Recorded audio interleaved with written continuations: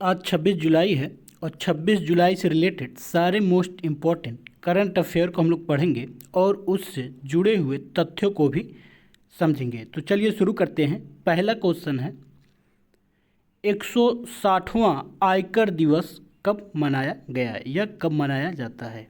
तो 160वां आयकर दिवस 24 जुलाई को मनाया जाता है, यानी यहाँ पर ऑप्शन सी 24 जुलाई सही है। केंद्रीय प्रत्यक्ष कर बोर्ड ने 24 जुलाई 2020 को 160वां आयकर दिवस मनाया है। 24 जुलाई 1860 को भारत में पहली बार सर जेम्स विल्सन द्वारा आयकर प्रस्तुत किया गया था। ये इम्पॉर्टेंट है। 24 जुलाई 1860 को आप याद रखिएगा, पूछ सकता है कि भारत में सर्वप्रथम आयकर कब प्रस्तुत किया गया था। तो 24 जुलाई 1860 को किसके द्वारा? जेम्स विल्सन के द्वारा। आयकर दिवस से पहले के सप्ताह में देश भर के क्षेत्रीय आयकर कार्यालय में विभिन्न गतिविधियों का आयोजन किया जाता है। यहाँ पर हम लोग केंद्रीय प्रत्यक्ष कर बोर्ड के बारे में समझेंगे, जिसका शॉर्ट फॉर्म है CBDT। केंद्रीय प्रत्यक्ष कर बोर्ड आयकर विभाग की नीति निर्माण के लिए नोडल एजेंसी है। आयकर विभाग केंद्रीय वित्त मंत्रालय के अधीन कार्य करता है। यह एक संवैधानिक संस्था है। इसकी स्थापना केंद्रीय राजस्व बोर्ड अधिनियम 1963 के अंतर्गत की गई है। प्रत्यक्ष कर नीति निर्माण के संदर्भ में यह देश की सर्वोच्च संस्था है। यह बोर्ड देश में प्रत्यक्ष कर कानून प्रवर्तन के लिए भी उत्तरदायी है। केंद्रीय वित्त मंत्री कौन है वर्तमान में? तो निर्मला सीतारमण हैं। नेक्स्ट क्वेश्चन है, किस राज्य ने अपना पहला प्लाज्मा बैंक लॉन्च किया है? तो राजस्थान ने अपना पहला प्लाज्मा बैंक लॉन्च किया है, यानी यहाँ पर ऑप्शन बी सही है। राजस्थान सरकार ने जयपुर में राज्य का पहला प्लाज्मा बैंक स्थापित किया है। भारत का पहला प्लाज्मा बैंक दिल्ली में स्थापित किया गया था। इसके बाद केरल, उड़ीसा और अन्य राज्यों में फिर स्थापित किया गया था। महाराष्ट्र सरकार हाल ही में मालेगांव और धारावी में प्लाज्मा बैंकों की शुरुआत के बारे में घोषणा की है। दिल्ली में लॉन्च किया गया प्लाज्मा बैंक राष्ट्रीय स्तर का संचालित होता है, यानी प्लाज्मा बैंक दो तरीके के खोले जाते हैं, एक राष्ट्रीय स्तर पर और एक राज्य स्तर पर। राजस्थान पर राज्य स्तर पर खोला गया है, जबकि दिल्ली में राष्ट्रीय स्तर पर खोला गया है। ये राष्ट्रीय स्तर पर संचालित होता है जो दिल्ली में है, तथा दूसरा राष्ट्रीय स्तर पर प्लाज्मा बैंक तमिलनाडु में खोला जाएगा। प्लाज्मा थेरेपी के बारे में समझेंगे। प्लाज्मा थेरेपी के तहत रक्त प्लाज्मा को एक कोविड-19 रिकवर्ड मरीज से एकत्र किया जाता है, फिर इसे एक कोविड-19 रोगी में स्थानांतरित कर दिया जाता है। रक्त प्लाज्मा रक्त के घटकों को हटाने के बाद बचा हुआ तरल पदार्थ है। नेक्स्ट क्वेश्चन है, भारत ने एक ही दिन में कितने लाख कोविड-19 टेस्ट करके नया रिकॉर्ड बनाया है? तो भारत ने 4.2 लाख से अधिक जो है एक ही दिन में कोविड-19 टेस्ट करके नया कीर्तिमान बनाया है, यानी यहाँ पर ऑप्शन बी 4.2 लाख से अधिक सही है। पहली बार एक ही दिन में रिकॉर्ड संख्या में 4,20,000 से भी अधिक कोविड टेस्ट किए गए हैं। इससे ठीक पिछले दिन 3,50,000 कोविड टेस्ट किए जाने के बाद यह नया रिकॉर्ड बना है।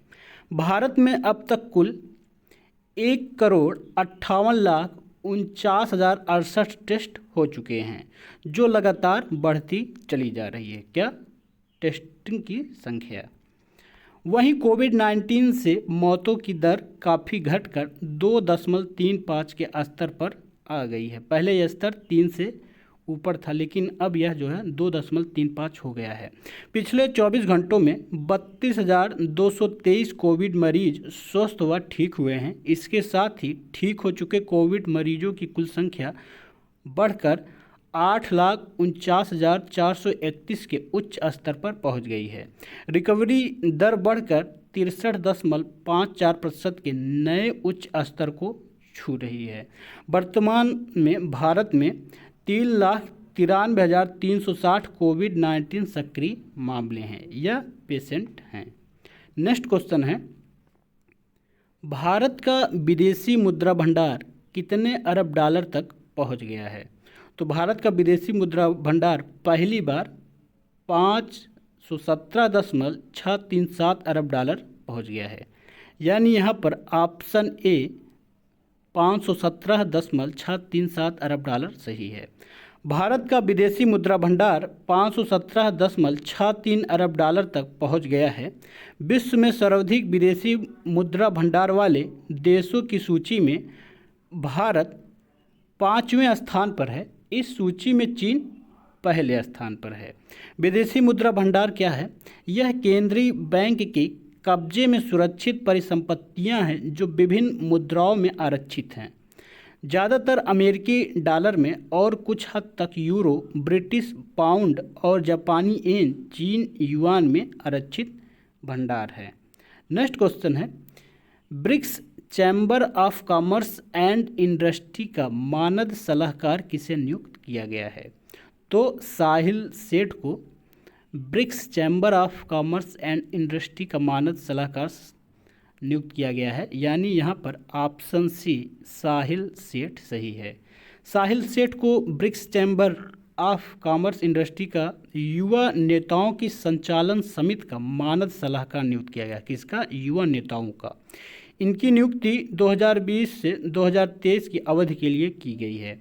सेठ वर्तमान में मुंबई सीमा शुल्क में उपायुक्त के पद पर कार्यरत हैं। ब्रिक्स सदस्य देश कौन कौन से हैं? तो ब्राज़ील, रूस, भारत, चीन, दक्षिण अफ्रीका इसके सदस्य देश हैं। नेक्स्ट क्वेश्चन है, किस देश ने 3D प्रिंटेड एयरक्राफ्ट इंजन का सफल परीक्षण किया है? तो रूस ने 3D प्रिंटेड एयरक्राफ्ट का सफल परीक्षण किया है। तो यहाँ पर ऑप्शन सी रूस सही है। रूस ने MGTD-20 gas turbine 3D printed aircraft engine का सफल उड़ान परीक्षण कर लिया है। इस नई तकनीक से मुख्य इंजन के एलिमेंट्स के उत्पादन में लगने वाला समय लगभग 20 गुना कम हो जाएगा, यानी जो समय 1 घंटे में होता था वह 20 ही मिनट में हो जाएगा, और इसके उत्पादन के लागत में भी 2 गुना से अधिक की कमी आएगी। दिसंबर 2019 में फाउंडेशन ने 3D प्रिंटिंग तकनीक का उपयोग करके बनाए गए छोटे आकार के विमान इंजन के सफल परीक्षणों की जानकारी दी थी। रूस के राष्ट्रपति कौन हैं जो अभी हाल ही में 2036 के लिए चुन लिए गए हैं? 2036 तक अब यही रूस के राष्ट्रपति रहेंगे, तो वो हैं व्लादिमीर पुतिन। रूस की राजधानी मॉस्को है। नेक्स्ट क्वेश्चन है, पुडुचेरी सरकार ने कोरोना से मरने वाले व्यक्ति के परिजनों को निम्न में से कितनी आर्थिक सहायता प्रदान करने की घोषणा की है?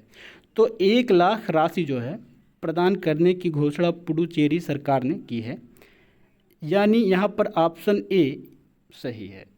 पुडुचेरी के मुख्यमंत्री वी नारायण स्वामी ने हाल ही में विधानसभा में घोषणा किया कि उनकी सरकार कोरोना संक्रमण के चलते जान गंवाने वाले लोगों के परिजनों को मुख्यमंत्री राहत कोष से 1 लाख रुपए की आर्थिक मदद मुहैया कराएगी।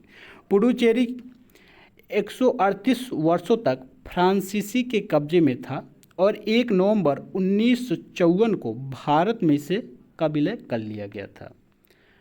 राजधानी पुडुचेरी की कौन सी है? तो पुडुचेरी है, यानी वही पांडिचेरी। पड़ोसी राज्य तमिलनाडु, केरल व आंध्र प्रदेश हैं। जनसंख्या घनत्व 1932 है।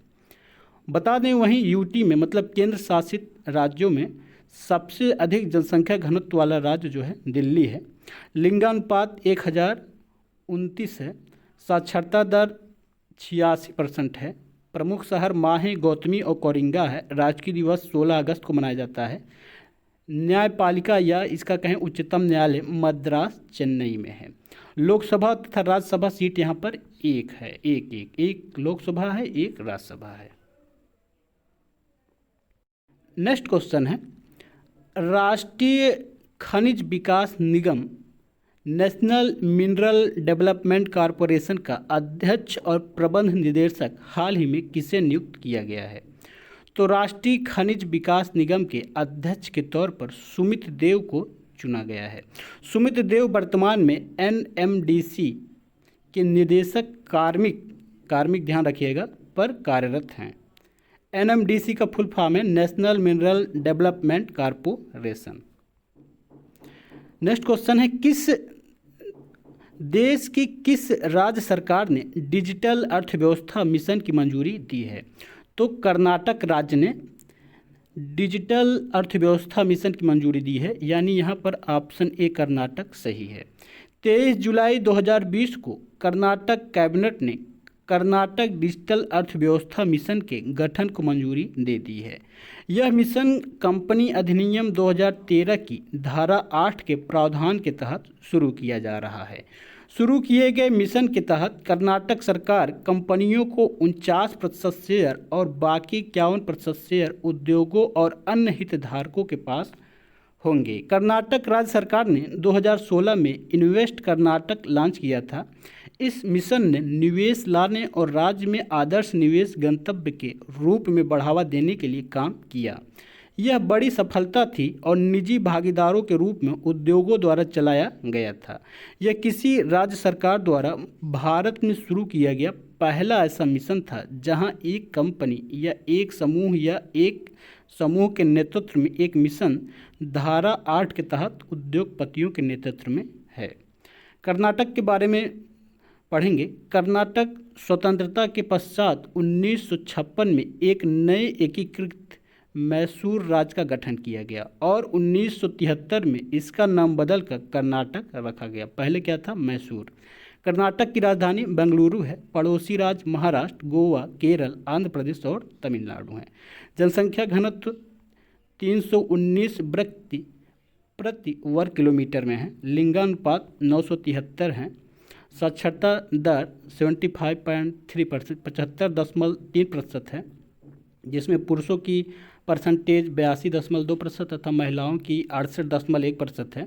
राजकीय पुष्प कमल है। राजकीय वृक्ष चंदन का पेड़ है। राजकीय पशु स्लेडर लोरिस है तथा राजकीय दिवस 1 नवंबर को मनाया जाता है। नेक्स्ट क्वेश्चन है, किस राज्य सरकार ने पंचायती चुनाव में महिलाओं को 50% आरक्षण प्रदान करने वाले विधेयक पेश करने वाली है या विधेयक पेश करेगा? तो हरियाणा सरकार जो है महिलाओं को 50% आरक्षण पंचायती चुनाव में दिलाने के लिए यह आरक्षण पेश करेगा, यानी यहाँ पर ऑप्शन डी हरियाणा सही है। हरियाणा के उप मुख्यमंत्री दुष्यंत चौटाला ने हाल ही में पंचायती राज संस्थाओं में महिलाओं को 50% आरक्षण देने के लिए अगले विधानसभा सत्र में एक विधेयक लाएगी। चौटाला बता दें उद्योग विकास, ग्रामीण और पंचायती राज मामलों के भी मंत्री हैं। ये था आज का हमारा प्रमुख मोस्ट इम्पॉर्टेंट करंट अफेयर। हमारे इस वीडियो को अधिक से अधिक लाइक, शेयर और कमेंट करें तथा अगर आप हमारे चैनल पर नए हैं तो हमारे चैनल को सब्सक्राइब करें।